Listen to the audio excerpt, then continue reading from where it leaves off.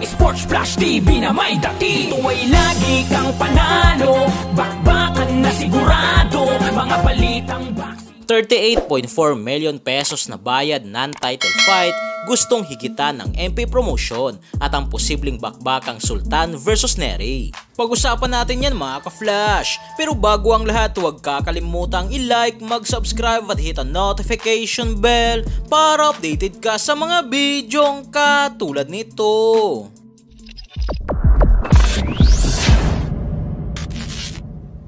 Matapos nga pong umatras si Luis Pantera Nery sa ating angas ng Pinas, 3 Division World Champion General Cuadro alas Casimero ay mukhang nakahanap na ito ng pamalit kay Casimero na yan ay posible kontra dito kay Jonas Sultan. Sa ngayon hindi pa naman ito inaanunsyo, subalit posibleng ito ang dahilan kung bakit umatras ito kay Casimero na mas magandang laban umano kay Nery sa kadahilanang kapag tinalo nga araw nito si Sultan ay parang tinalo na rin ni Nery si Casimero.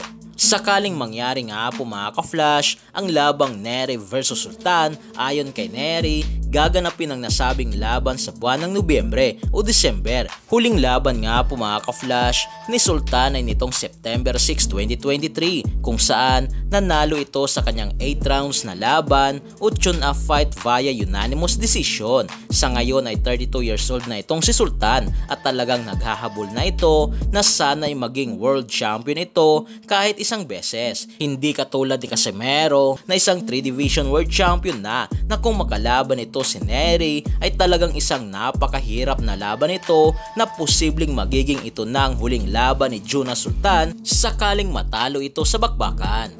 Habang sa kabilang balita nga po mga ka-flash, balak nga pong tumbasan ng MP Promotion ang naging bayad kay Casimero mula sa Treasure Boxing Promotion. May kontrata kasi mga ka-flash si Casimero sa Treasure Boxing Promotion non-title fight na 100 million yen na kung sa US dollar ay nasa 679,000 at kung sa peso mga ka-flash ay nasa 38.4 million pesos.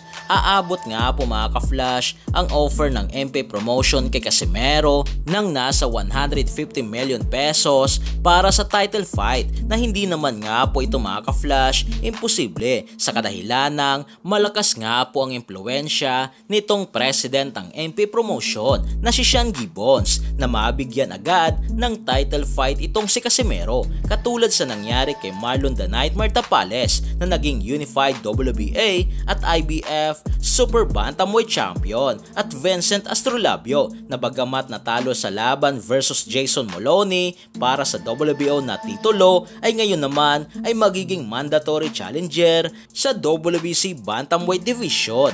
Pero ang offer na yan mga ka-flash ay nakadepende sa kampo ni General Casimero kung babalik pa ba ito sa MP Promotion. So yan lang para sa ating balitang boxing. Ano ba masasabi nyo tungkol dito? Para sa inyong komento at reaksyon ay komento nyo na sa baba. Hanggang sa muli, ito ang The Sports Flash TV.